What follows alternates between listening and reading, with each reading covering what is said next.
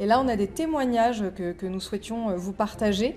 Michel, par exemple, qui nous a écrit « Je veux protéger ce que j'ai mis toute une vie à construire, mais j'ai l'impression que l'État peut ponctionner mon épargne à tout moment. » Anne nous partage ceci. « Mon banquier me dit que tout est sécurisé, mais est-ce vraiment le cas si la banque fait faillite ?» Autant de questions, évidemment, dont nous pourrons rediscuter dans cet entretien. Encore un témoignage peut-être sur ces thématiques. Jacques qui nous dit « Je n'ai pas envie de voir mon capital fondre comme neige au soleil à cause d'une crise dont je ne suis pas responsable. »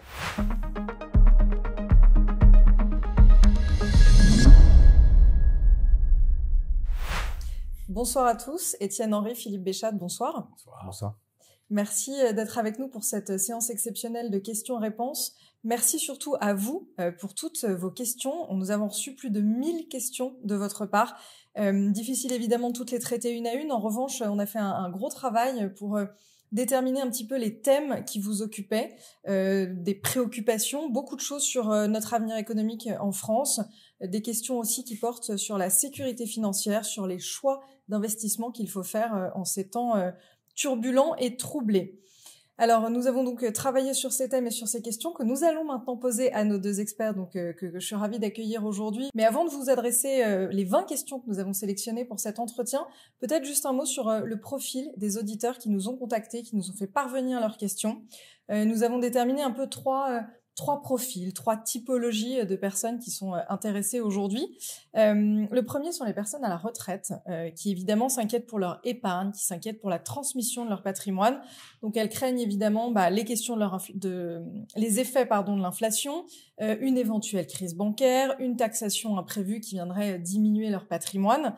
Et là, on a des témoignages que nous souhaitions vous partager. Michel, par exemple, qui nous a écrit « Je veux protéger ce que j'ai mis toute une vie à construire, mais j'ai l'impression que l'État peut ponctionner mon épargne à tout moment. » Anne nous partage ceci. « Mon banquier me dit que tout est sécurisé, mais est-ce vraiment le cas si la banque fait faillite ?» Autant de questions, évidemment, dont nous pourrons rediscuter dans cet entretien. Encore un témoignage peut-être sur ces thématiques. Jacques qui nous dit « Je n'ai pas envie de voir mon capital fondre comme neige au soleil à cause d'une crise dont je ne suis pas responsable. » Donc ça, c'était un peu la première catégorie d'investisseurs qui nous contactent, les personnes à la retraite. Nous avons aussi les investisseurs prudents qui, eux, aujourd'hui, aimeraient investir intelligemment, mais qui ont peur d'un effondrement possible du marché, d'une récession qui pourrait être durable, ou aussi de restrictions économiques beaucoup plus soudaines. Voilà, peut-on les anticiper? Là aussi, on a des témoignages. Donc on a François qui explique « J'ai travaillé dur pour accumuler du capital, mais aujourd'hui, investir devient un casse-tête. » Nathalie qui explique « L'immobilier était une valeur sûre, mais les signaux sont alarmants. Est-ce encore un bon plan ?» Ou Patrick qui nous dit « J'ai peur de mettre mon argent dans les mauvaises valeurs et de tout perdre. » Donc des questions très concrètes que nous pourrons aborder évidemment ensemble. Et puis enfin, la troisième catégorie de personnes qui nous ont contactés, ce sont les citoyens qui sont assez méfiants face au système, face au contexte actuel. Ils craignent une manipulation économique de la part des banques ou des gouvernements. Ils craignent de perdre le contrôle sur leur argent. Là aussi, des témoignages. Laurent qui dit « Le système est fait pour enrichir les élites. Nous, on doit juste essayer de survivre. » Donc beaucoup de pessimisme aussi. Axel qui explique manque de cap politico-économique, incertitude géopolitique, éventualité de krach et de guerre. Tout cela pousse effectivement à protéger son capital de l'inflation ou de décisions fiscales brutales. Il est important de trouver des solutions pour échapper à la dictature fiscale. Isabelle nous écrit « Je n'ai plus confiance dans les institutions financières, elles manipulent l'économie pour nous maintenir dépendants. » Ou enfin Nicolas qui dit « Pourquoi devrais-je laisser mon argent dans une banque si demain ils peuvent tout bloquer ?» Alors voilà. Tout ceci, nous avons essayé de le résumer ou de le concentrer autour de 20 questions, mais voilà, qui aborderont un petit peu les thèmes qui déjà émergent de ces questions.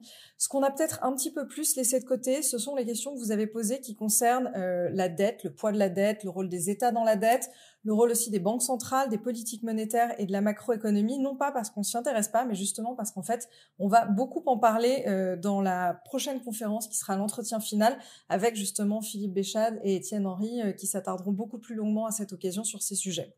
Alors, Étienne, Philippe, vous êtes prêts? On va s'attaquer à une liste de 20 questions assez précises. Vraiment, il y a beaucoup de préoccupations très précises qui ont été remontées.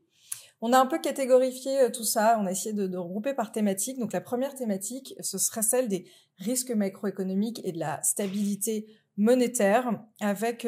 on a quand même gardé quelques questions de macro sur les banques centrales. On n'a pas tout éliminé. Justement, la première, elle vient de Philippe, quelqu'un qui s'appelle Philippe, et qui nous dit les banques centrales maîtrisent-elles encore quelque chose ou ne font-elles que retarder l'inévitable? Étienne, qu'est-ce que vous en pensez? Déjà, avant toute chose, par rapport aux gens qui nous ont fait confiance et qui nous posent des questions aujourd'hui, c'est quand même une très bonne nouvelle de voir que les Français se posent la question de ce qui se passe et se contentent plus d'écouter ce qu'on voit dans les médias qui se contentent de reproduire les dépêches AFP, d'écouter ce que dit le gouvernement, tout est sous contrôle. Donc c'est très bien que les gens se posent des questions. Après, les réponses, on va le voir aujourd'hui et puis dans la grande conférence, elles peuvent être un peu compliquées, un peu difficiles à entendre. Mais ce qui est sûr, c'est qu'on arrive au bout de quelque chose, et que la politique des banques centrales, mais pas que, tout ce qu'il y a derrière sur les politiques fiscales, sur les politiques de gestion de la dette publique en France, c'est clairement la fin d'un système. On essaie de reporter une échéance en faisant ce qu'on a toujours fait, en le faisant encore plus longtemps. Le problème, c'est qu'aujourd'hui, comme on arrive au bout du modèle, on peut pas se contenter de juste faire la même chose. On doit faire la même chose, mais en plus gros, en plus massif. Et c'est là où on arrive fatalement à un moment charnière qui est pour nous maintenant, et ça encore, on en reparlera en longueur dans la conférence parce que c'est vraiment le cœur du problème. Quand la brèche s'ouvre et que tout lâche, c'est tout simplement qu'on a trop mis dans la balance. Et là, les ordres de grandeur aujourd'hui, que ce soit en termes de déficit public, en termes de dette, qui est l'accumulation de tous les déficits qu'on a en France depuis des décennies, mais aussi en termes de masse monétaire en Europe, et c'est là où malheureusement les banques centrales ont fait le jeu des gouvernements impécunieux, en permettant cette fuite en avant. Sur tous ces indicateurs, on arrive à des ordres de grandeur qui sont plus soutenables pour l'économie. On a pu rajouter un zéro dans les années 80, on a pu rajouter un deuxième zéro dans les années 2000, on sait qu'on ne rajoutera pas un troisième zéro d'ici 2030. Donc c'est en 2025, maintenant, parce qu'on est déjà en 2025, que tout va se jouer. Beaucoup de préoccupations aussi sur l'inflation. François, par exemple, demande pourquoi dit-on que l'inflation est sous contrôle alors que les prix continuent d'exploser. Philippe? Alors, chiffre de l'inflation égale pure fiction. Chacun mesure bien que l'inflation officielle est à des années-lumière de la conséquence de la hausse des prix sur son pouvoir d'achat, son patrimoine.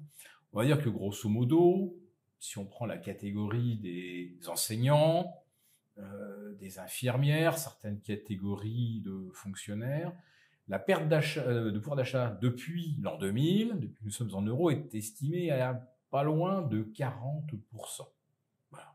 Officiellement, au contraire, leur pouvoir d'achat aurait progressé. Ça, c'est la fiction officielle. Donc, évidemment qu'il y a des abysses, un grand canyon entre la réalité de la hausse des prix et le discours officiel qui, bien sûr, met en avant que certaines composantes de l'inflation ayant reculé, ça compense par ailleurs, etc. En fait, on s'aperçoit que en l'an 2000, par exemple, habiter, payer son loyer, ça pesait à peu près 20% de ses revenus. Aujourd'hui, on est à 30% et voire plus pour les ménages qui ont les plus bas revenus, voilà. Et tout est comme ça. Donc, l'inflation est évidemment le plus grand mensonge officiel et les chiffres de l'inflation sont les plus truqués depuis les années 90.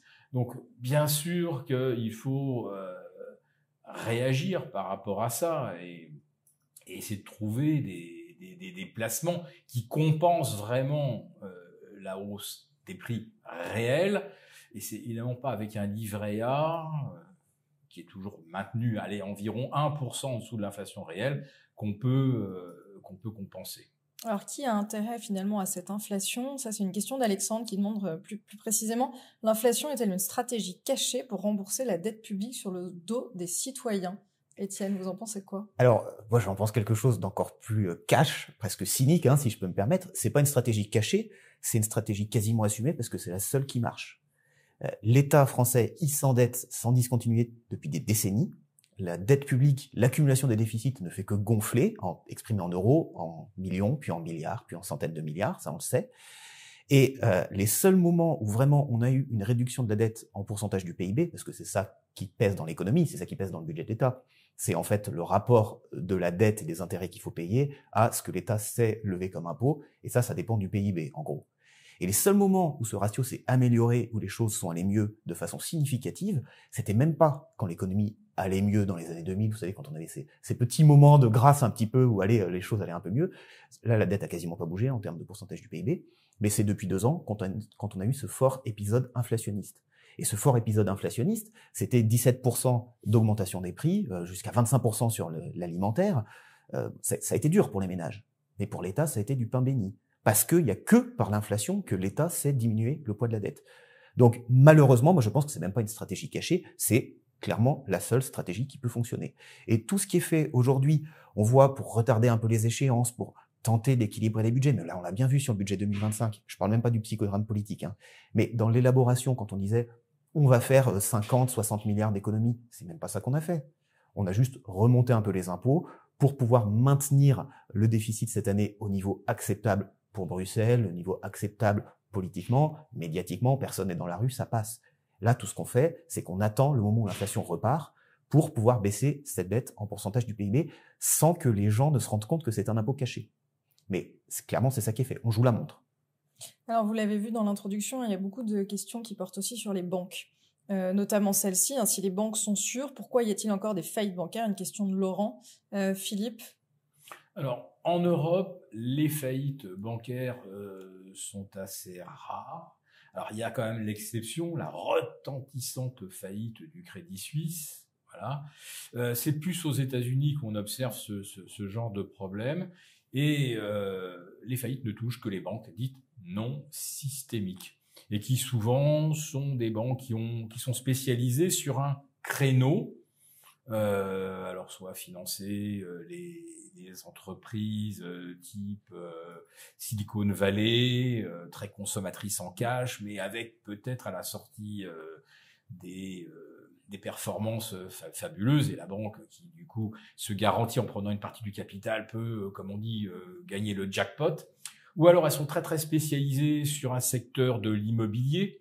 Et c'est ce qui fait que pas mal de banques américaines, et notamment dans la région de New York, sont confrontées à de l'immobilier commercial. Il y a des tours qui sont inoccupées à 30-40%, voire certaines tours qui se revendent le 10e du prix. Donc la banque se retrouve avec une ardoise. Et donc ce sont des petites banques avec on va dire des créneaux spécialisés et qui peuvent être en difficulté. Bon, on a vu néanmoins qu'avec la faillite en cascade des banques californiennes, notamment SVB, que la Fed est quand même intervenue pour empêcher que se produise un phénomène systémique de type domino comme en 2008. Voilà. Donc il y a d'un côté le discours, les banques maintenant il faut qu'elles assument leurs problèmes ou leurs difficultés, et puis de l'autre, dès qu'on voit que ça commence à chauffer un peu, que ça inquiète Wall Street, aux États-Unis, on voit que la Fed rentre dans le jeu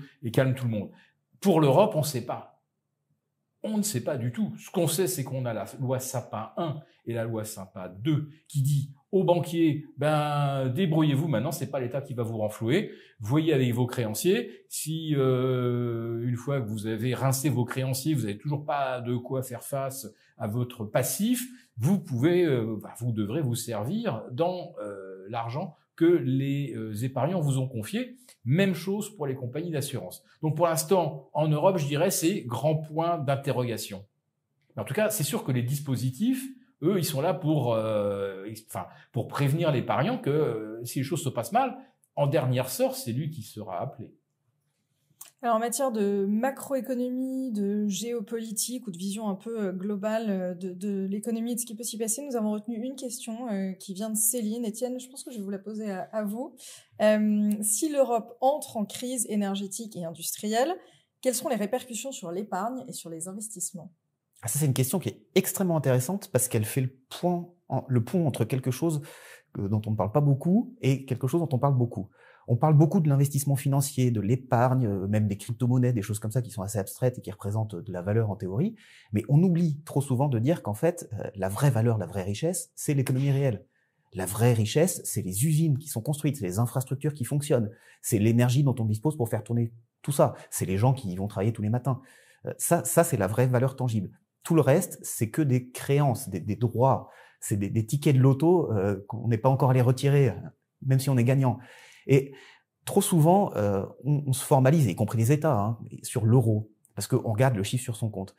On voit pendant les épisodes inflationnistes que tiens, il y a une petite différence entre les euros sur le compte et ce qu'on peut vraiment acheter. Là, on commence à percevoir que le retour dans le monde réel, il est un peu compliqué. Et vraiment, je trouve vraiment cette question particulièrement intéressante et rare, c'est parce qu'elle oblige à se poser la question de qu'est-ce qu'on fait avec la richesse théorique qu'on a. Et la réponse, là malheureusement encore, je vais être peut-être un petit peu cynique et un peu cash, mais si on a un vrai problème industriel en Europe, si on a une nouvelle crise énergétique, parce qu'on en a une il y a 2 ans, c'est quand même assez frais, et là on le voit au printemps 2025, les réserves de gaz sont au plus bas, bon, personne n'en parle, le prix du gaz remonte, personne n'en parle, mais l'hiver est quand même pas tout à fait fini climatiquement parlant, hein, donc on peut avoir encore besoin d'énergie, on sait pas où on va la trouver, on n'a plus de réserves là en France, on n'est même plus au tiers des réserves.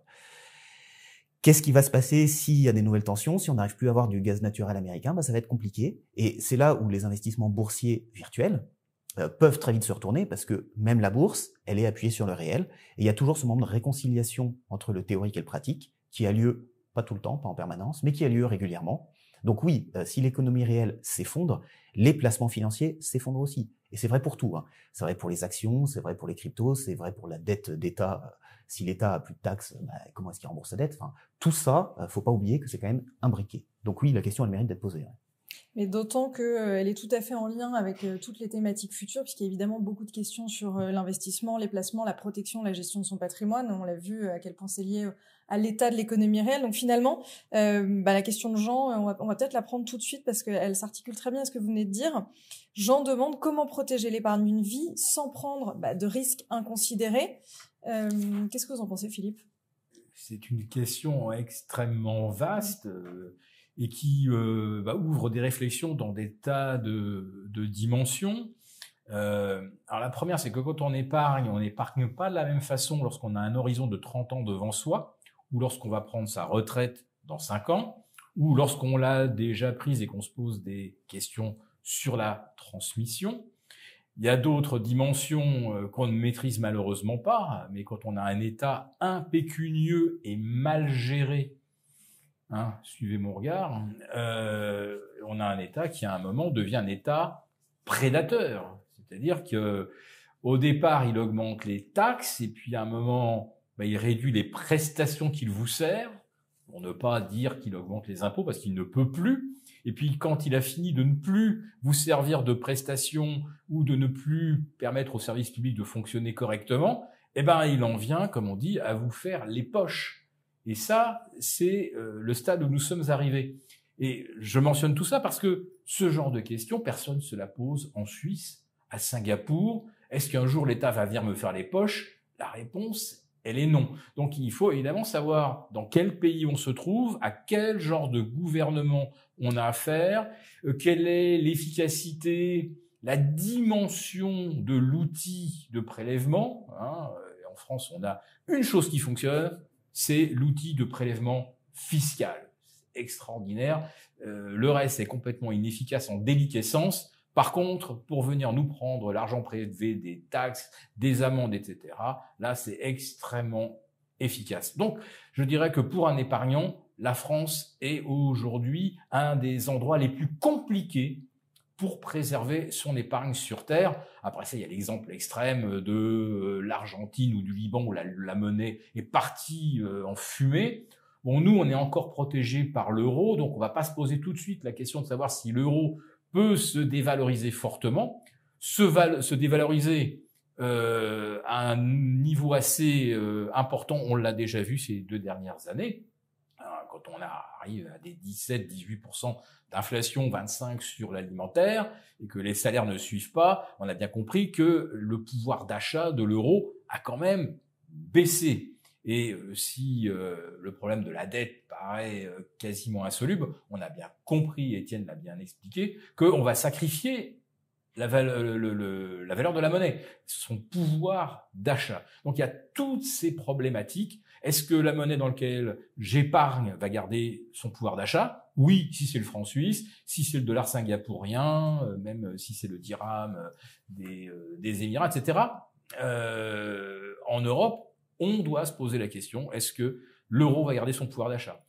En France, est-ce que l'État va venir me faire les poches? La réponse, elle est oui. On nous l'a déjà expliqué.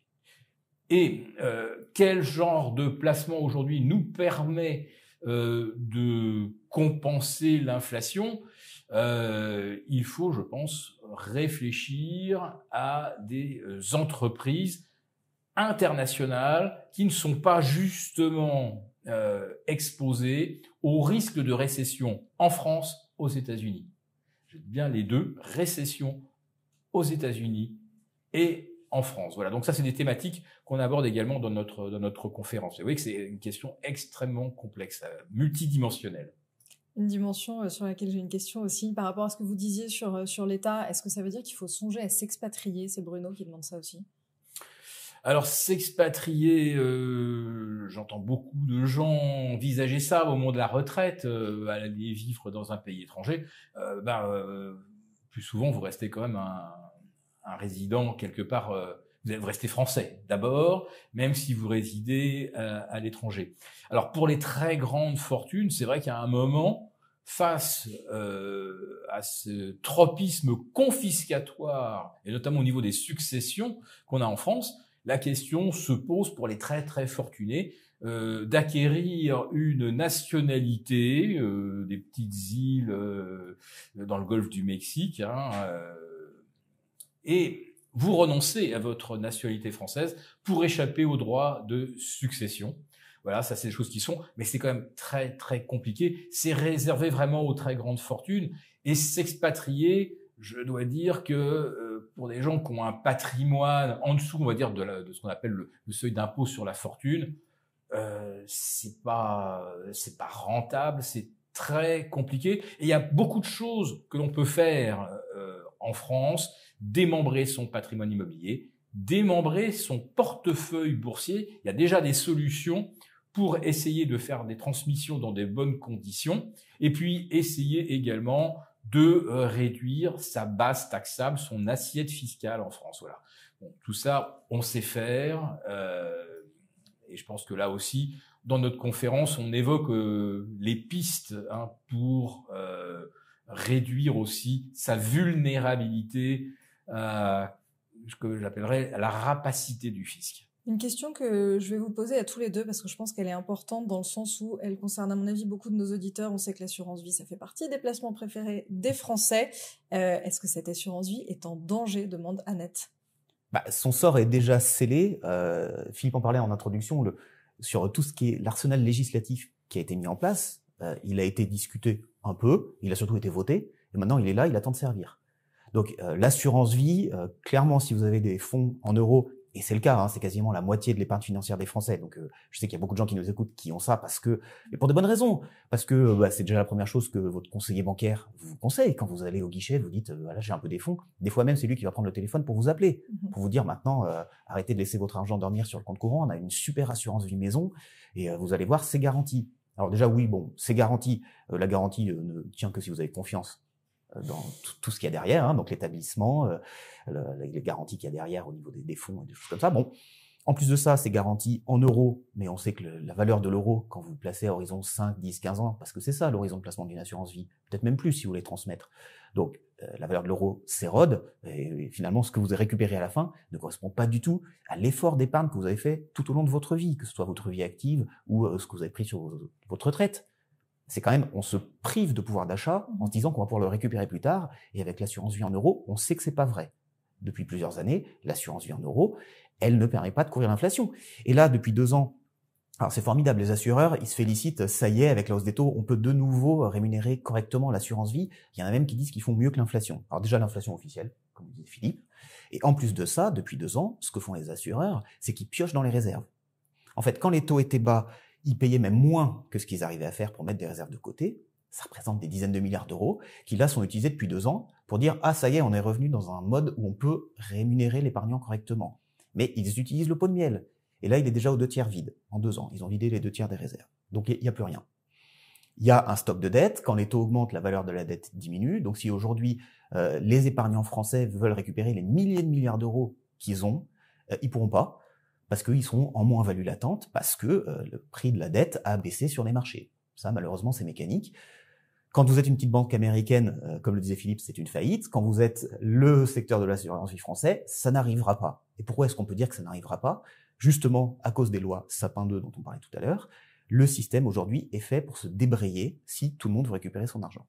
Donc, c'est pas un danger théorique, c'est pas du complotisme anti-système comme on le dit souvent, c'est simplement un mécanisme qui est là, qui est voté et qui est fait pour que les gens ne puissent pas récupérer leur épargne s'il y a des tensions sur le marché de la dette. Voilà. Oui, la hantise du banquier central, c'est ce qu'on appelle le bank run. Les gens se disent, il faut que je retire mes sous de la banque avant que l'État me les pique ou me gèle mes avoirs. Dans l'assurance vie, on a déjà assisté en 2008-2009 à des restrictions sur les retraites. C'est-à-dire qu'il y avait des compagnies d'assurance qui étaient tellement en difficulté sur les instruments sur lesquels ils avaient placé leurs clients qu'ils ne pouvaient vous restituer que 5% par mois ou 10% par mois. Le même mécanisme aujourd'hui, on l'a également avec les SCPI. Vous avez des SCPI qui sont assez illiquides.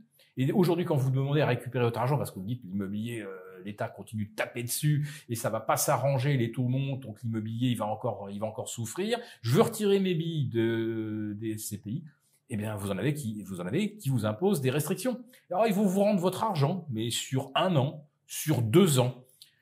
Sur l'assurance, c'est plus brutal. C'est-à-dire qu'on peut décider du jour au lendemain, vous récupérez 5% du montant de votre assurance. Alors qu'aujourd'hui, on peut faire ce qu'on appelle demander des avances, récupérer 80% du contenu de contrat.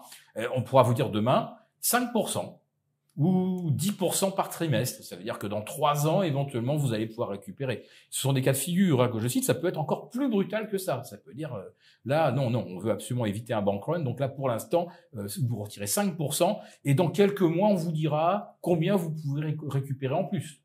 Voilà les situations auxquelles on peut aboutir, sans oublier ce qu'on a déjà cité, c'est-à-dire que si la compagnie d'assurance est vraiment en difficulté, que les créanciers ont été rincés, celui qui a déposer de l'argent est en fait un créancier.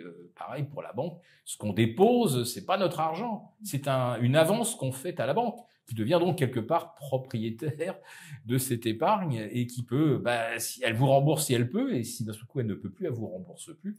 Donc la compagnie d'assurance, c'est pareil. Tout ce qui est considéré comme liquide, et notamment les OAT, les emprunts d'État, les SICAV obligataires et à plus forte raison monétaires, tout ça pourrait être appelé pour combler le passif de la banque, de la compagnie d'assurance. Les seuls moyens d'avoir des actifs qui soient pas saisissables, que ce soit chez votre banquier ou dans la compagnie d'assurance, c'est que si vous avez un portefeuille boursier, alors surtout je vous déconseille quelque part les ETF parce que là aussi ça pourrait être saisi, c'est de détenir des titres vifs au nominatif. Et là, ça devient insaisissable. Et vous voyez jusqu'où il faut aller pour se mettre à l'abri des problèmes.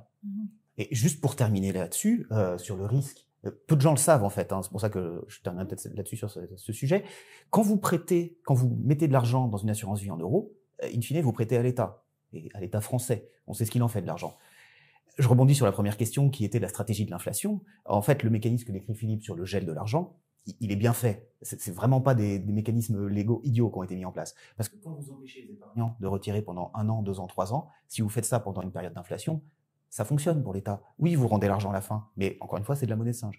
Donc, plus l'épargnant français croit en son conseiller bancaire, plus il essaie de faire du sécurisé, il se dit non, la bourse, c'est pas pour moi, c'est trop risqué, je veux pas perdre les fruits d'une vie d'épargne. Et on l'a vu tout à l'heure sur les questions qui ont été posées, plus il va en fait prêter à l'État. Et là, il y a un problème. Les choses sont pas vraiment dites par le secteur bancaire. Alors, on va rajouter un peu de complexité à cette question, justement, en ajoutant l'enjeu de la transmission. Il y a eu beaucoup de questions sur la transmission. On a retenu la question de Germain. Il a 62 ans. Vous disiez tout à l'heure que l'âge, c'était important, Philippe, donc je le précise.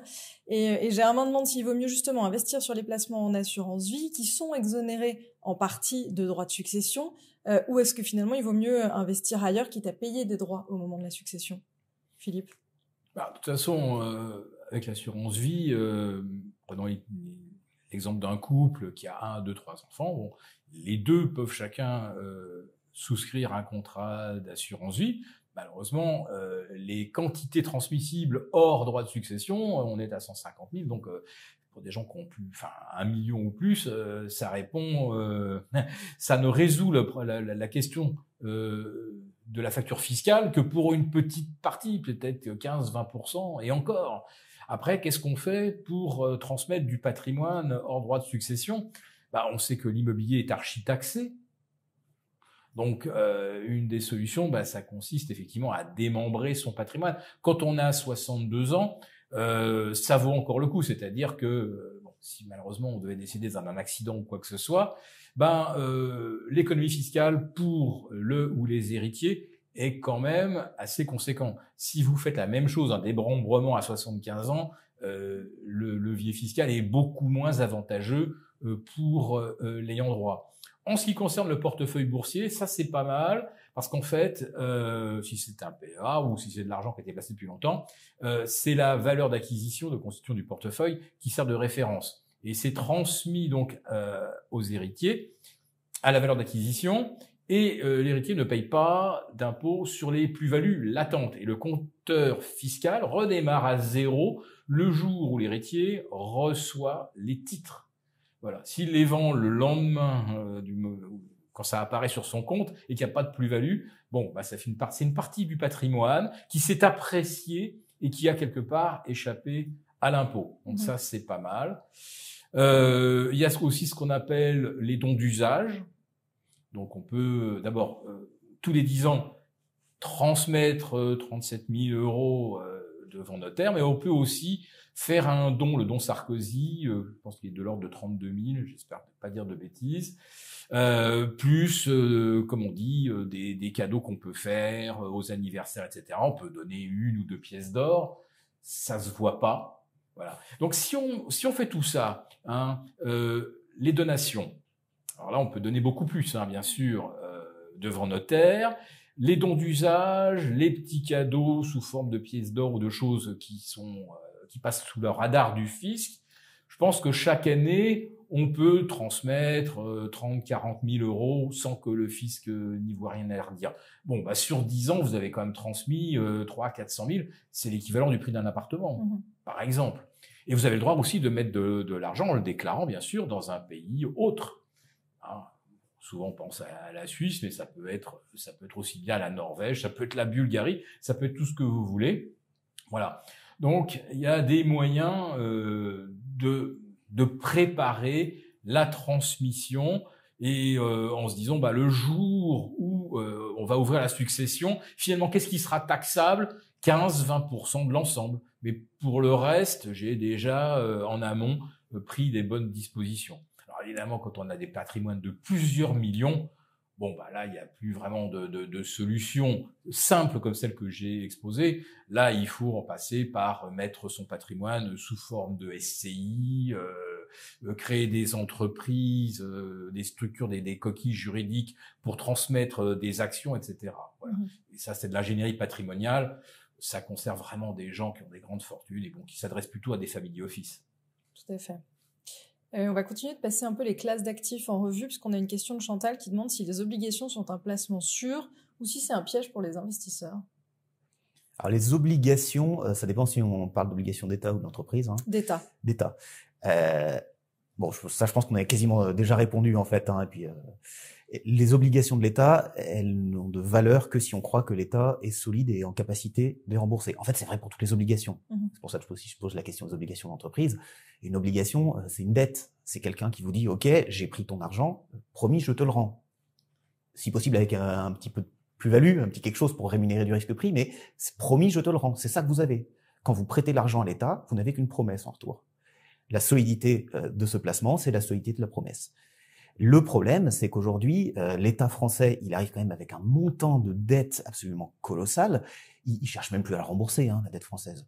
On dit que l'État cherche de l'argent sur les marchés. C'est juste pour faire rouler la dette, c'est pour rembourser les échéances passées qui arrivent. Il faut rembourser. Qu'est-ce qu'on fait? Les poches sont vides.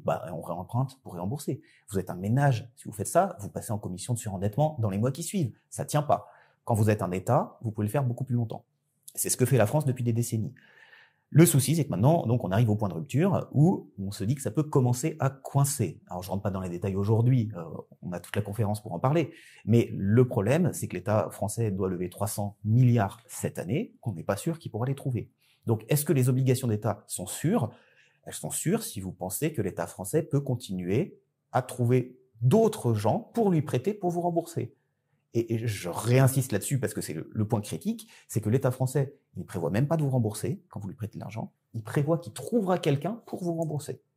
Ça, c'est le principe d'un montage de Ponzi. Hein. Et encore une fois, si vous êtes un acteur privé et que vous essayez de mettre ça en place, vous allez en prison. C'est interdit de mettre en place des schémas de Ponzi. Bon, bah, l'État, il le fait. Avis tranché. On continue avec un autre placement. On a reçu beaucoup de questions et c'est vrai qu'on commence à en entendre un peu plus parler au sujet de l'or. Donc l'or, est-ce que c'est vraiment une valeur refuge ou est-ce que c'est juste un mythe financier, demande Bernard. Philippe. Alors, depuis 5000 ans où l'or sert de valeur de réserve, de monnaie d'échange, si c'était un mythe, depuis 5000 ans, je pense qu'on aurait démasqué ce mythe. Alors, on se pose encore la question de savoir si le Bitcoin est l'or numérique. Si dans 1000 ans, le Bitcoin est encore là, on pourrait dire que c'est plus un mythe. Donc je pense que l'or a passé le cap de se demander si c'est un mythe ou si c'est vraiment un vrai instrument de réserve. Donc la réponse, elle est oui. Et aujourd'hui, on voit que les banques centrales, notamment celles des BRICS, accumulent de l'or sans expliquer pourquoi. Mais on comprend bien qu'aujourd'hui, ça va servir à dire que la dette que ces pays émettent est quand même adossée à quelque chose de tangible. Et les États-Unis, tiens, viennent d'annoncer, avec l'administration Trump, que ce serait pas mal qu'on fasse l'inventaire de ce qu'il y a dans les coffres de Fort Knox et également de Manhattan, pour savoir si quelque part 8150 tonnes, ça serait pas quelque part quelque chose qui pourrait rassurer un peu les créanciers d'Amérique. 8150 tonnes d'or, ça fait aller grosso modo, avec l'or qui a passé la barre des $3000 l'once, ça fait une valeur de environ 900 milliards de dollars. Bon, bah, aujourd'hui, les États-Unis, le service de la dette, ça leur coûte 1200 milliards. Donc, c'est-à-dire que même la totalité des stocks d'or américains théoriques, si on les réalisait, ne permettrait même pas de payer les intérêts de la dette. Bon, alors la France, figurez-vous qu'elle a autour de 2800 tonnes d'or, et là, ça suffirait pour garantir le paiement des intérêts si jamais la France se retrouvait complètement acculée.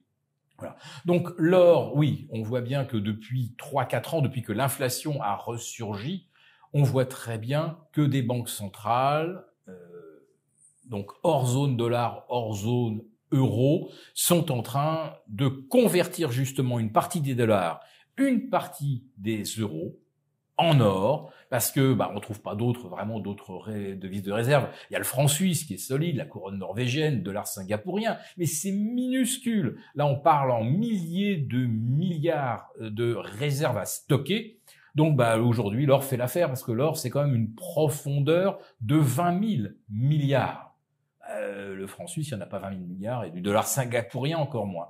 Donc voilà, aujourd'hui, l'or retrouve effectivement un statut de valeur refuge face à la dévaluation monétaire qui provient de ce que les États-Unis doivent rembourser ou plutôt rouler cette année 9 200 milliards de leur dette. On en parle dans notre conférence. 9 200 milliards, c'est le quart de la totalité de l'endettement des États-Unis. Ça arrive cette année. Pourquoi ? Parce que avec le Covid, on a endetté les États de façon phénoménale, et que les premières échéances, là, les émissions sur 5 ans, arrivent à échéance en 2025, 2020-2025.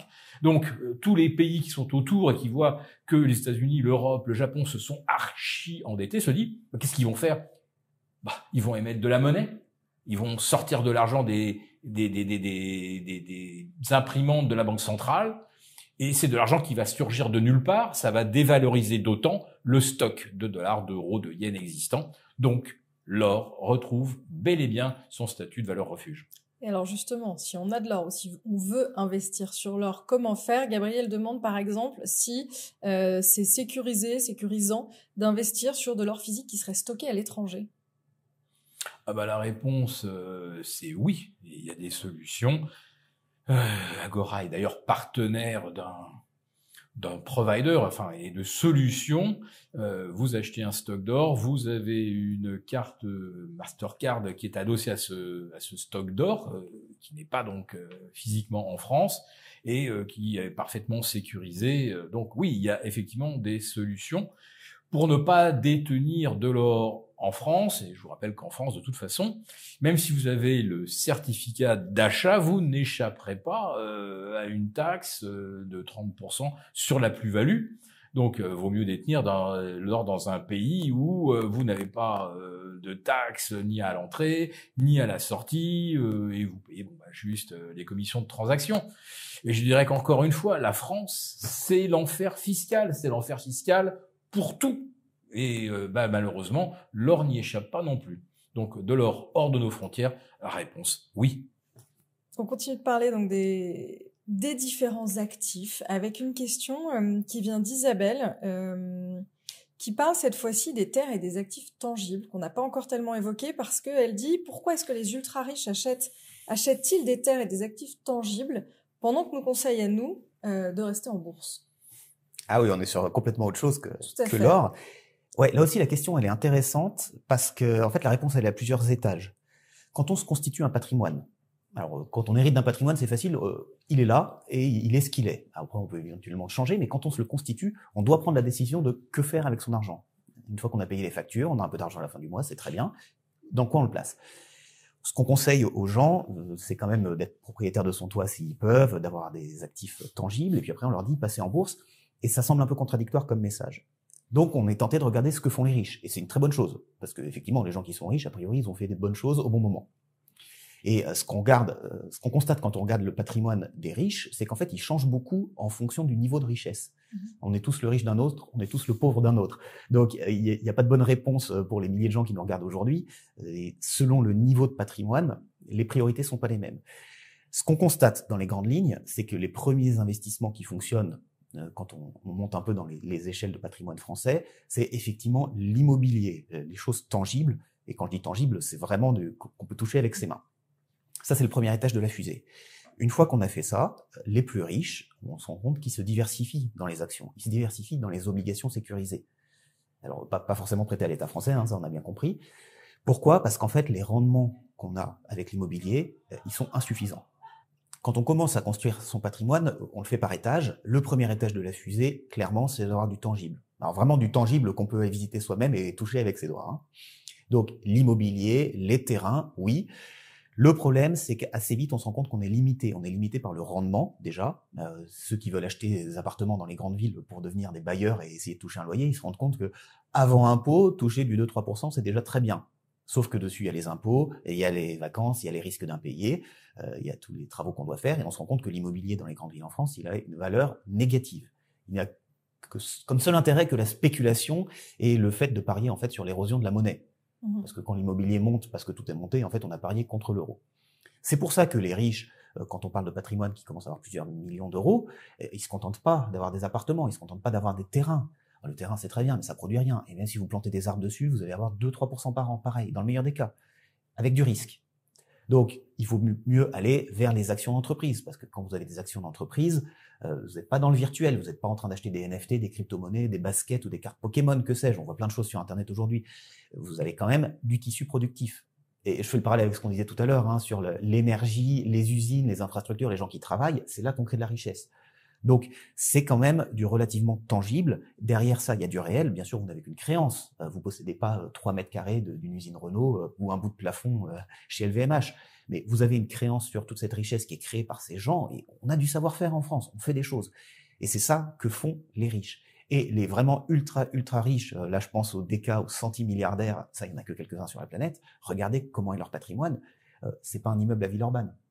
C'est des actions de grands groupes et même de groupes cotés. Parce que c'est là que se trouve vraiment la richesse.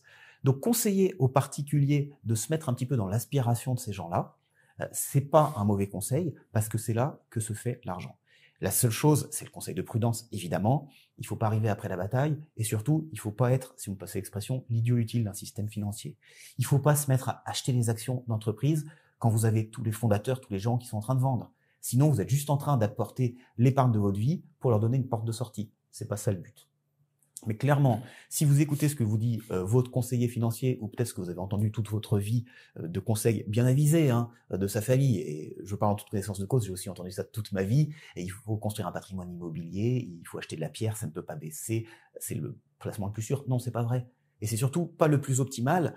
Et En plus de ça, en 2025, on a quand même changé un peu de monde. L'État français n'est pas dans la même situation qu'il était en 1975, il n'est pas non plus dans la même situation qu'il était en 1945. Les choses ont bougé. L'État, comme disait Philippe, il va faire les poches des épargnants. Et le problème de l'immobilier, c'est très tangible, ça bouge pas, et du coup, on peut pas le promener. Donc, si vous achetez un appartement, une maison, vous n'allez pas pouvoir la déplacer. Et ça, malheureusement, ça veut dire que vous allez être dans le viseur de l'État, parce que l'État, il va au plus simple. Il taxe ce qui ne peut pas échapper à sa taxation. Donc, les choses qui bougent pas. Vous disiez qu'il ne faut pas être l'idiot utile. C'est une bonne transition aussi avec le volet thématique qu'on va ouvrir maintenant, puisque on va parler des potentialités de crise financière, d'effondrement, voilà, des menaces qui pèsent un petit peu. Avec une question qui est aussi en lien avec ce qu'on a pu traiter un peu plus tôt. Donc Philippe, je vais vous l'adresser à vous. Que faire si demain notre argent en banque n'a plus de valeur réelle? C'est une question de Marc. Alors, si votre argent n'a plus de valeur réelle, c'est que malheureusement, il est déjà trop tard et qu'on n'a pas fait le nécessaire, qu'on a voulu ignorer les signaux et qu'on s'est effectivement fait endormir par le narratif officiel. Donc, lorsque l'argent n'a plus de valeur, il va vous rester effectivement ce que vous avez de tangible, c'est-à-dire de l'immobilier, mais de l'immobilier dont on a bien compris aujourd'hui que les impôts fonciers vont exploser. Et je l'explique en quelques secondes. L'État donc est à l'agonie, question budgétaire. Il faut savoir que le budget en France, il y a d'une part les recettes d'impôts, de taxes, de tout ce que l'on veut, qui sert à financer les retraites, la santé, l'éducation, la justice, c'est ce qu'on appelle le régalien. Et une fois que l'argent, que l'État a payé, je dirais comme pour un ménage, toutes ces dépenses contraintes, après, ce sont aux régions, aux départements, aux communes de se débrouiller avec ce que l'État leur redistribue. Si l'État ne leur redistribue plus d'argent, et c'est prévu, c'est comme ça aujourd'hui que c'était ça la fameuse décentralisation des années 90, c'était de dire aux régions, débrouillez-vous aussi, vous avez des leviers pour lever de l'argent à l'échelon local, voilà. Donc c'était aussi pour empêcher les communes de faire des trucs incroyables, des piscines olympiques, 4 ronds-points avec des décorations phénoménales. Ça arrive encore, ça. Le rond-point, la France est la championne du monde, je crois qu'il y a 70 000 ronds-points, donc oui. Je referme la parenthèse pour dire que voilà, on voulait dire aux communes, pour les responsabiliser, il va falloir que vous vous débrouillez un petit peu avec les moyens du bord. Là, en avril 2025, les maires vont découvrir les dotations. Les dotations, c'est quoi? C'est qu'est-ce que l'État a pu redescendre flécher comme argent vers les échelons inférieurs, donc régions, départements, etc. Et là, on va s'apercevoir cette année qu'il n'y a pas d'argent. Donc, les communes vont soit augmenter fortement les impôts, ce qui peuvent, c'est-à-dire le foncier, ou alors vont réduire les bus scolaires, essayer de faire des menus encore moins chers à la cantine. Enfin, voilà où on en est. Donc, pour revenir à la question, c'est que si l'argent n'a plus de valeur, c'est que la France est déjà complètement en crise, que tout ce qui a de la valeur sera taxé. Donc je citais l'immobilier, même pour l'or, à un moment, on peut se demander si l'État va pas se mettre aussi à chasser les détenteurs d'or ou à leur imposer aussi des surtaxes. Donc je dirais que pour ne pas avoir à se poser la question de notre auditeur, alors je pense que oui, effectivement, regarder la conférence est vraiment indispensable parce que là, on y fait on décrit, on fait la liste de tous les signaux sur lesquels il faut vraiment se montrer vigilant pour pas se retrouver à se dire d'un seul coup notre argent ne vaut plus rien ou je n'y ai plus accès parce que l'État a décidé de geler les retraites de la banque, de compagnies d'assurance, etc. Voilà. Alors ça, c'est une vraie question qui est d'ailleurs posée par Nausicaa. Est-ce qu'on doit se préparer à une confiscation déguisée, plus ou moins déguisée notamment, de notre épargne? Là-dessus, on n'a pas de boule de cristal, on ne sait pas ce que l'État peut faire, mais on a des livres d'histoire qui nous disent que les États font dans les cas similaires. Et la réponse est oui, la confiscation de l'épargne, c'est tout à fait dans les cordes des États, ça a déjà été fait. Vous auriez des exemples justement ? Il y en a eu plein par le passé. Il suffit de regarder ce que font les États quand ils se retrouvent dans des situations similaires. Donc, avoir besoin en fait de récupérer de la richesse nationale et ne plus avoir de temps, parce que finalement c'est ça la problématique. Ça peut aller très loin. Donc, bon, il y a tout l'arsenal classique. On en parlait tout à l'heure, de gel des dépôts, de gel des assurances-vie. On l'a vu dans des pays voisins il n'y a pas si longtemps que ça. Et ça peut aller encore plus loin que ça. Ça peut être confiscatoire vraiment. Il y a eu des cas où l'État interdisait la détention d'or pour les particuliers. Alors, vous n'allez pas en prison du jour au lendemain, on vous dit, vous avez 15 jours pour apporter votre or. Et si vous le faites pas, là, vous avez des soucis. Et il y a eu le cas notamment aux États-Unis, où il y a eu des peines pour l'exemple. Alors, les douanes n'allaient pas enfoncer les portes des gens pour vérifier s'il ne restait pas les bijoux hérités de la grand-mère sous le matelas. Mais il y a eu des gens condamnés pour l'exemple, pour montrer que oui, on n'hésitait pas à faire respecter cette confiscation, cette interdiction de détention. Et là, quand vous êtes dans ce cas-là pour un particulier, il faut bien réfléchir. C'est-à-dire, est-ce que vous apportez, est-ce que vous abondez à la demande de l'État en lui cédant ce qu'il vous demande, ou est-ce que vous rentrez en quelque sorte en résistance fiscale et vous prenez des risques, ou alors vous avez dû faire des efforts particuliers comme mettre votre argent à l'étranger, comme disait Philippe. Bon, c'est un choix de citoyen auquel il faut se préparer, parce que oui, l'histoire montre que ça a déjà eu lieu. Ouais. Il y a un exemple que beaucoup de Français, que nos ancêtres connaissent bien, c'est les emprunts russes, c'est-à-dire qu'un État d'un seul coup décide de répudier sa dette, ou fait faillite. Alors ça, c'est l'Allemagne de Weimar. Des faillites d'État, il y en a des dizaines. La France est un des pays qui a le moins souvent fait faillite depuis 1850, mais il y a quand même eu des quasi-faillites, et des États comme l'Allemagne ont fait faillite à plusieurs reprises. La Grèce, je n'en parle pas. La Chine, à plusieurs reprises, la Chine était endettée, c'était un État très centralisé, un petit peu très colbertiste, pour reprendre un petit peu une image française, et plusieurs fois, la dette qui circulait sous forme de monnaie. Et qu'est-ce que c'est que la monnaie? Ce ne sont que des fractions, des milliardièmes de la dette.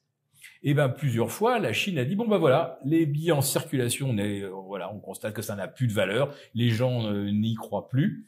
Voilà, on dit que ces billets n'ont plus de valeur. Mais ça veut dire quoi surtout? Ça veut dire que c'est de l'argent qu'on avait prêté à l'État et qui vous donnait des billets qui étaient des reconnaissances de dette. On a dit du jour au lendemain, ces reconnaissances de dette ne valent plus rien. C'est-à-dire que l'argent sous le matelas du Chinois, du jour au lendemain, valait 0. Et à chaque fois, qu'est-ce qu'a fait la Chine et qu'est-ce qu'ont fait de nombreux États? Ils sont revenus à des monnaies argent et des monnaies or. Donc, faut savoir si depuis 5000 ans, l'or avait une justification. Ça, c'est des exemples historiques. Mais bon, les emprunts russes, Weimar, le Liban plus récemment, l'Argentine, apportent la démonstration que l'argent peut valoir 0. L'argent, c'est en fait la reconnaissance de la dette envers des épargnants moyen ou long terme. Donc, comme on dit, quand la monnaie va à 0, c'est la fameuse euthanasie des rentiers. Le rentier, c'est qui? C'est celui qui met de côté pour sa retraite. Le jour de la retraite, à la limite, il se retrouve avec du papier, ça lui sert de post-it. Voilà. C'est ce que demande Thierry, justement. Est-ce que les États pourraient instaurer un contrôle des capitaux pour empêcher les particuliers de protéger leur épargne? Ça a déjà été fait. Oui. Voilà aussi les exemples abondent. Bon, la dernière fois que ça a été fait, je pense que c'est juste après l'élection de François Mitterrand en 1981. Mais je pourrais là aussi vous citer des tas de pays où le contrôle des changes a été instauré. Bon, on vient de parler de l'Argentine et du Liban. Ces deux exemples absolument emblématiques. La Chine le fait quand ça lui convient. Et il y a des tas de pays où la monnaie n'est même pas convertible. Donc là, le contrôle d'échange de fait, c'est que vous pouvez pas sortir de l'argent sans déclarer que vous allez acheter de l'euro parce que vous vous rendez en Europe pour affaires, etc. Du jour au lendemain, l'État peut dire la monnaie n'est plus convertible. Voilà. Donc ça, c'est des choses aussi qui sont désagréables, très désagréables. Et d'ailleurs, pour parler d'actualité, ce qu'on a vu là ces derniers mois quand on discutait le projet de loi de finances, il y a quelque chose qui a été beaucoup mis sur le tapis, mais finalement peu décrié, c'était l'exit tax. C'est le fait que si vous essayez de vous protéger en sortant du territoire, alors bon, Philippe le disait, c'est pas forcément la solution pour tout le monde, l'expatriation, mais si vous voulez sortir, qui est un peu la dernière chose qu'on peut faire face à un État prédateur, la réponse c'est oui, mais vous partirez les mains dans les poches et tout ce que vous avez, on le garde. Et ça, bon, la sphère politique était quasiment toute d'accord pour le mettre en place. Il y a très très peu de débats autour de ça. Donc faut se dire qu'effectivement c'est dans le champ d'acceptable de l'État. Et si la question c'est est-ce qu'ils peuvent le faire, la réponse elle est oui, évidemment. Alors Philippe, j'ai une question pour vous. Je l'ai choisie pour vous, celle-là. Elle a été posée par Guy qui demande si on peut encore croire aux recommandations des experts financiers alors qu'ils ne prévoient jamais les crises. Un expert financier est là pour vous vendre un scénario d'enrichissement permanent et de no souci, hein, c'est-à-dire qu'une fois que vous avez confié votre argent, il va le gérer au mieux et vous n'avez même plus à vous préoccuper de savoir de ce que cet argent va devenir. Bon, on sait que les banques, les compagnies d'assurance ont ce qu'on appelle des comités de gestion. Ils établissent des axes, c'est-à-dire des produits qu'ils vont pousser à un moment vers certaines catégories d'épargnants, d'autres produits. Là, aujourd'hui, les banques vous vendent de l'assurance automobile, des systèmes de vidéosurveillance, etc., des tas de choses, voilà. Donc, les conseillers sont là pour pousser le produit de la banque, celui qui, aujourd'hui, est considéré comme le plus rémunérateur. Donc, évidemment que le conseiller ne prend absolument pas en compte vos intérêts à court, moyen ou long terme. Son but, c'est de vous placer l'assurance vie un jour, vous placer des ETF le lendemain et vous placer des systèmes de vidéosurveillance la semaine d'après. Donc voilà comment ça fonctionne, on le sait. Voilà. Donc pour avoir du conseil fiable, alors je pense qu'il y a des CGP honnêtes. Des fois, ça vaut le coup, effectivement, d'accepter de payer 200 € pour avoir l'avis d'un conseiller.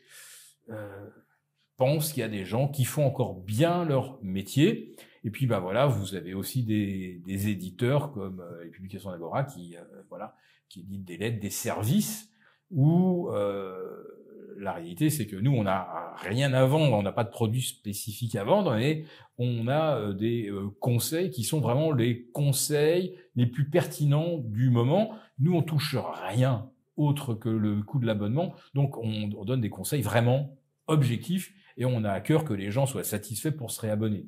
Donc voilà, nous, on essaie vraiment de pousser les bonnes solutions au bon moment. Alors, puisqu'on est sur la question des crises, on va prendre la question de Caroline qui demande si la prochaine crise financière peut être pire que celle de 2008 et puis finalement si on n'est pas déjà dedans. Allez, je vais commencer par quelque chose de positif. Non, on n'est pas encore tout à fait dedans. Il reste encore le temps de se protéger de la prochaine vraie crise. Je vais modérer cet optimisme par le fait que ça veut juste dire que oui, il y a quelque chose de très grave qui se profile. Simplement, on n'y est pas encore. D'accord. Alors, pourquoi quelque chose de très grave? Et par rapport à la question de 2008, est-ce qu'on peut faire pire? La réponse est oui, parce que les ordres de grandeur ont changé d'échelle. Quand on a 5 et 10 fois plus de dettes, quand on a 5 fois moins de croissance, on se rend compte qu'il y a un effet ciseau qui rend les choses plus compliquées avec moins de munitions pour y faire face. Donc, quand on confronte les deux, quand on a ce retour à la réalité, oui, les choses sont beaucoup plus brutales, parce qu'on a trop attendu. On a joué la montre, comme on disait tout à l'heure, pour retarder l'inéluctable confrontation du créancier et de l'emprunteur. Et quand ça lâche 10 ans plus tard, 15 ans plus tard, oui, c'est plus violent. Maintenant, sur le calendrier de la crise, l'avantage pour les épargnants français, c'est qu'on est encore dans un moment où l'euro a de la valeur. Alors oui, on a perdu 20% de pouvoir d'achat, ça a fait mal à tout le monde là, depuis la pandémie. On les retrouvera pas, hein, ça, ceux qui vous disent que grâce aux augmentations de salaire ou grâce aux augmentations des retraites, on va retrouver le pouvoir d'achat, c'est pas possible, parce que tout cet argent qu'on a imprimé pendant le Covid, il est imprimé, il est en circulation, on ne sait pas le neutraliser. Donc il se promène, il a dilué la valeur de la monnaie, ça c'est acté, il faut faire avec. On a perdu 20%, on n'a pas encore perdu 50%. Et comme disait Philippe tout à l'heure, il faut se protéger avant que la monnaie ait perdu toute valeur, parce qu'une monnaie, elle peut perdre 80% de sa valeur, puis 90%, puis 99%. Encore une fois, ça s'est vu un nombre incalculable de fois par le passé. Donc si on se dirige vers ça, et là on voit que les prochains mois vont vraiment être critiques, je rentre pas trop dans le détail, on en parle dans la conférence, mais sur le timing de ce qui se passe, sur le problème de la dette, sur vraiment cette brèche-là qui menace de s'ouvrir, on arrive vraiment au dernier moment pour se positionner en tant que particulier. Ça veut dire qu'il faut le faire avec notre pouvoir d'achat qui n'a perdu que 20%. On peut encore investir dans des actifs tangibles pas trop taxés. On peut encore capter la croissance mondiale, alors que la France, on dit que maintenant, dans le meilleur des cas, elle va aller à 0,6% de croissance, mais vraiment, c'est si toutes les planètes s'alignent. plus personne n'y croit en réalité. Heureusement, la France n'est pas l'Europe et l'Europe n'est pas le monde. On sait se protéger de ça et on peut encore le faire. Pas aussi bien peut-être qu'il y a un an, mais beaucoup mieux que dans 3 à 6 mois, oui, c'est sûr. Vous commencez justement à répondre à la question de gens qui demandent, dans ces périodes de crise, si la diversification des investissements, ça fonctionne ou pas? C'est primordial parce que les crises, quand on regarde dans les manuels d'histoire, on dit il y a eu un krach boursier ou il y a eu une période de récession qui a duré X mois, X années. Mais dans le détail, quand on regarde comment ça s'est passé, c'est toujours un catalyseur, bon, qui est très souvent la dette d'État, parce que l'État est le plus grand agent économique, c'est lui qui brasse le plus d'euros. Donc c'est lui, quand il trébuche, qui emporte tout le monde. Quand vous avez une petite PME qui fait faillite, c'est un drame personnel, mais c'est pas un drame macroéconomique. Quand vous avez un État qui fait faillite, c'est un problème pour tout le monde. C'est un problème pour les gens qui dépendent de l'État, mais c'est aussi un problème pour le secteur privé. C'est un problème pour les salariés aussi. C'est pas parce qu'on est salarié d'une boîte privée en CDI qu'on est protégé si l'État fait faillite. C'est un problème pour tout le monde. Donc, quand on est dans les situations comme ça, se diversifier, ça permet de pas se prendre les murs de la crise les uns à la suite des autres. Parce que cette crise qui commence par des problèmes de l'État, par des problèmes de la valeur de l'argent, elle finit par aller dans certaines catégories de la population, elle finit par toucher certaines catégories d'actifs. Vous pouvez avoir un effondrement de l'immobilier, vous pouvez avoir une baisse des ventes des entreprises sur certains secteurs d'activité, sur certains secteurs géographiques. Vous pouvez aussi avoir des grosses volatilités sur les métaux précieux, ça arrive, il faut être dynamique. On peut pas dire que on va juste acheter des métaux précieux, les garder 50 ans. Si on fait ça, on protège le pouvoir d'achat, parce que l'or est un très bon réservoir de valeur, mais on s'enrichit pas si on fait ça. Il faut être un petit peu plus dynamique. Et c'est pour ça qu'être diversifié, ça permet de passer d'une poche à l'autre en fonction de la situation du moment. Parce que si on dit aujourd'hui qu'en 2025, on se dirige vers une crise qui va peut-être durer 1 an, 2 ans, 5 ans, allez, c'est long, 5 ans pour une crise, j'espère pas qu'elle va durer 5 ans, mais avant de toucher le point bas et de rebondir, pendant cette période de 1 an, 2 ans, 5 ans, il faut être capable d'être assis sur des bases solides et qui vont se relayer les unes aux autres pour protéger le capital. Parce que finalement, c'est ça dont on parle, c'est protéger son capital et son pouvoir d'achat, qu'il s'agisse d'une rente ou d'économie. Absolument. Alors, je vais ajouter quelque chose. Se diversifier, c'est fondamental. Mais en imaginant que, suite au conseil de votre conseil de clientèle, vous avez des livrets, vous avez fait de l'assurance vie, vous avez un petit portefeuille d'ETF, où aujourd'hui très très en vogue l'ETF valeur verte, valeur décarbonation. Vous avez aussi de l'immobilier, des parts de SCPI. Vous êtes un peu plus riche, vous êtes dans une family office et vous avez acheté des obligations d'entreprise françaises qui vous rapportent non pas du 3,5 comme nos OAT, mais qui vous rapportent plutôt du 7-8% sur 4 ou 5 ans. Vous n'êtes pas diversifié du tout. Vous êtes en euros. Tout ce que je viens de citer, c'est en euros. Donc, pour être vraiment diversifié, il faut avoir quelque chose d'extérieur à l'euro, parce que si la monnaie se casse la figure, alors bon, les parts de SCPI qui sont adossées à l'immobilier, donc c'est de la pierre papier, bon, la pierre gardera toujours une certaine valeur, mais le marché immobilier sera évidemment en crise, donc on va passer de 10 000 euros le mètre carré peut-être à 7 500, tout à fait envisageable. Et si on prenait comme exemple la crise des subprimes, ce qui valait 100 000 $ était tombé à 63 000, pour vous donner l'échelle. C'est déjà arrivé, ça peut revenir. Voilà. Donc, attention, tous les actifs en euros, il n'y en a aucun qui tient. Bien sûr, le pire, ça reste l'OAT si l'État se retrouve en défaut. Donc, la vraie diversification, c'est qu'il faut avoir non seulement des actifs tangibles, antifragiles, anti-crise, mais c'est encore mieux si ces actifs sont mondialisés. Si vous avez par exemple une action Amazon, Google ou Alibaba, c'est coté sur 10 places dans le monde, et une Amazon, une Alibaba, ça vaudra toujours l'équivalent de $50, $200. Et si le dollar perd 99% de sa valeur ou l'euro perd 99% de sa valeur, eh ben ça vaudra toujours 100 francs suisses. C'est-à-dire peut-être 1 milliard d'euros, mais ça vaudra toujours quelque chose à Singapour, etc. Donc des actions internationales dans une devise autre que l'euro, avoir de l'immobilier dans une devise autre que l'euro, donc c'est-à-dire qu'il faut sortir évidemment, même si on rêve tous d'aller en Espagne parce que l'hiver, le climat est plus agréable, peut-être qu'il faut envisager, je sais pas, d'aller en Norvège ou dans des pays hors zone euro pour avoir un patrimoine qui ne serait pas exposé à une crise qui toucherait les actifs en euros. Voilà, donc la diversification, ça va en fait au-delà de nos frontières et ça va surtout au-delà d'actifs libellés en euros. Ouais, et puis là, ça peut faire un peu peur quand c'est dit comme ça, mais il faut se dire qu'on est quand même à un moment favorable pour les épargnants et même les particuliers français. C'est qu'aujourd'hui, c'est facile de se diversifier.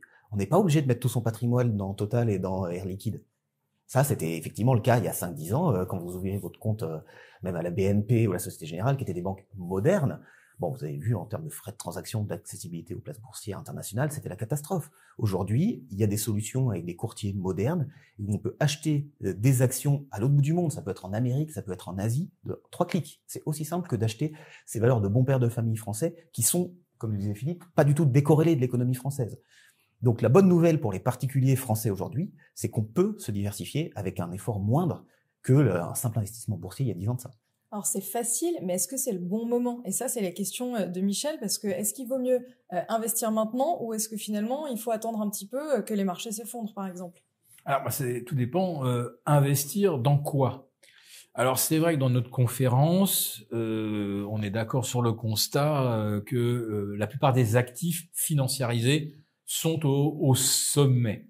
Tout simplement parce que toute la monnaie imprimée depuis 2020, puis 2022, toute cette monnaie, par des mécanismes, je ne vais pas rentrer dans le détail, mais si vous voulez, la monnaie, elle a tendance à aller là où le retour sur investissement est le plus rapide. Bon, si tout l'argent afflue vers les actions, elles vont monter. Le gérant rationnel va se dire, c'est sur les actions que ça monte le plus que sur l'immobilier, etc. Donc vous avez de l'argent qui afflue vers là où le retour est le plus rapide. C'est pas dans l'industrie. L'industrie, c'est dans 10 ans, l'horizon où ça va commencer à rapporter. Dans l'immobilier, ça a assez bien fonctionné. Il y a des pays comme la Suède, l'Australie, le Canada, avec des mouvements migratoires, les prix ont explosé littéralement. Là, pareil, l'investisseur rationnel se dit « Oh, l'immobilier au Canada, ça c'est un truc dans lequel j'ai vraiment envie d'investir. » Aujourd'hui, tous les actifs qui étaient un petit peu chauds ou qui, on va dire, bénéficient d'un bon momentum sont à des niveaux de valorisation comme on n'en a jamais vu. On atteint, par exemple, sur des valeurs du Nasdaq, des niveaux de valorisation supérieurs à ce qu'on a connu en l'an 2000. Alors, je parle pas des dot-com derrière lesquels il y avait ni business, ni actif, mais on arrive à des valorisations de 25-30 fois le chiffre d'affaires. Même Apple, c'est plus de 10 fois le chiffre d'affaires. C'est des choses qu'on ne connaissait pas même en l'an 2000. L'immobilier, donc je l'ai dit, c'est des bulles, des doublements, des triplements du prix de l'immobilier, comme au Canada, en Suède. Donc, c'est pas le moment d'aller là. Alors je dirais qu'en Espagne c'est beaucoup plus aujourd'hui raisonnable, mais l'Espagne on reste dans la zone euro, donc il faut peut-être aller chercher de l'immobilier dans des pays peut-être comme la Colombie où ça s'est bien normalisé. Vous avez le Costa Rica, vous avez des pays comme ça où l'immobilier est peut-être pas en bulle, où la propriété privée est respectée. Ça c'est aussi fondamental. Il faut être certain que si on détient de l'immobilier dans un pays, du jour au lendemain, on va pas vous dire, du coup, vous êtes plus propriétaire parce que vous êtes pas un résident, vous n'êtes pas originaire du pays, donc du jour au lendemain, paf, vous n'êtes plus propriétaire de plein droit. Donc, il faut sélectionner des pays, donc, qui respectent la propriété privée et où le marché n'est pas en bulle. Mais là, aujourd'hui, partout où on a imprimé du dollar, du yen, de la livre et de l'euro, tous les actifs financiarisés aujourd'hui sont en bulle. D'où la hausse de l'or et d'où le fait qu'il faut rechercher des actifs aujourd'hui qui ne sont pas en bulle. Et parmi les actifs qui ne sont pas en bulle, qui sont très très délaissés depuis peut-être 3-4 ans, ce sont justement les actifs pas sexy, qui n'ont pas de dynamique haussière dès qu'on rajoute de l'argent dans le système. Donc il y a encore, heureusement aujourd'hui, des valeurs dites de rendement. C'est le fameux duel value contre le growth. Donc aujourd'hui, le value, il y a encore des valeurs value qui sont pas chères. Alors attention, donc, privilégier des valeurs value, pas forcément en euros. Je sais pas ce qu'en pense Étienne, mais... Ouais, et puis pareil sur l'immobilier, Philippe parlait de confiscation tout à l'heure. Je rappelle une petite chose qui est arrivée il y a pas très longtemps dans un pays qu'on connaît bien, qui est l'Hexagone. Il y a plein de propriétaires bailleurs qui pensaient qu'ils étaient des bailleurs immobiliers, qu'ils avaient des actifs qu'ils pouvaient louer, et puis on leur a dit d'un trait de plume, maintenant, ces actifs ne peuvent plus être loués. Cet immobilier ne peut pas être loué. Alors vous pouvez toujours passer à la caisse, vous pouvez refaire des appartements, sauf si vous êtes dans une ville où vous ne pouvez même pas faire les travaux que les performances énergétiques vous obligent à faire. Et du jour au lendemain, vous avez perdu votre actif immobilier. Vous pouvez le revendre à un investisseur qui vous l'acheter à la découpe. Mais en tout cas, votre patrimoine qui était censé vous faire un rendement, du jour au lendemain, ça a disparu. Voilà, on arrive au terme de cette séance de questions-réponses. Donc finalement, qu'est-ce qu'il faut retenir? Qu'est-ce qu'on peut faire maintenant? Je crois que ce qui est important pour les gens qui nous écoutent, c'est de prendre conscience qu'il faut agir maintenant pour se préparer à ce qui va arriver dans les quelques semaines ou les quelques mois à venir.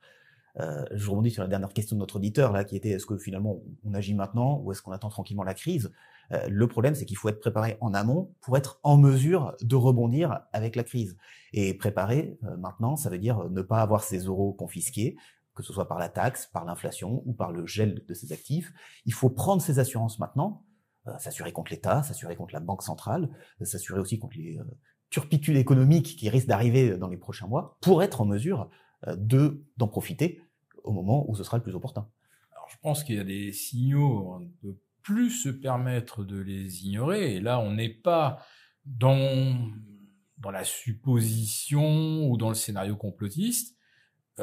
Moi, j'ai 3 exemples, donc des déclarations quasiment officielle, celle de notre ministre de l'économie, Monsieur Lombard, celle de Thierry Breton, donc qui est plus commissaire européen, mais dont on comprend par son omniprésence sur les plateaux télé qu'il est quand même là encore pour délivrer des messages du gouvernement ou délivrer des ballons d'essai. Personne aujourd'hui ne le questionne. Pourquoi? Parce que Monsieur Breton est en plateau. Il est là pour délivrer des messages. Et puis il y a Alain Minc, le mentor de notre président de la République. Et les 3 ont fait récemment, c'est-à-dire depuis début mars, 3 déclarations. Alors, je vais commencer par la plus soft, celle de Monsieur Lombard, qui estime que face aux difficultés de l'État, face à la nécessité de rassurer nos créanciers, patati patata, les retraités qui ont de l'épargne, et c'est vrai que statistiquement ce sont les retraités qui ont le plus d'épargne, devraient faire un effort. Donc, c'est-à-dire si on leur propose un grand emprunt solidaire ou pour la défense européenne, donc c'est un emprunt pour la paix naturellement, pas pour la guerre, ils devraient y participer. Monsieur Breton, lui, est un petit peu plus agressif, mais il reprend aussi des propos qu'on entend aussi bien à Matignon que côté Bruxelles, Ursula von der Leyen. Donc un grand emprunt européen. Il faut vraiment que les gens y aillent, et que si les gens se font tirer l'oreille parce qu'ils n'ont pas envie de mettre de l'argent pour qu'on aille bombarder Poutine, faudrait peut-être penser à rendre cet emprunt obligatoire, ou d'une certaine façon inciter fortement quand même l'épargnant européen à participer à cet effort. Et puis vous avez la version à la Minc, qui elle est beaucoup moins sympathique encore, et qui manifestement a encore l'oreille de l'Élysée, et qui lui dit si au bout du compte les gens veulent pas participer de façon volontaire au grand emprunt, ou que si en le rendant obligatoire ou quasiment obligatoire ou avec une carotte fiscale, les gens ça ne suffit pas, faut passer à l'étape suivante. Tous les gens qui payent de l'impôt sur le revenu, c'est des riches. Eux, ils doivent souscrire au nouvel emprunt de façon obligatoire et à hauteur de 50%. C'est la solution qu'ils proposent, 50% du montant de l'impôt sur le revenu qu'ils ont versé. Voilà. Peut-être que demain, un autre personnage viendra nous dire quelque chose d'encore moins sympathique. À savoir que face à la menace de l'ogre, mettez le nom que vous voulez derrière, russe, quel saletan, chinois, tout ce que vous voulez, il faut aujourd'hui réquisitionner l'épargne, les moyens industriels. Tout ça, c'est déjà prévu dans nos lois, figurez-vous.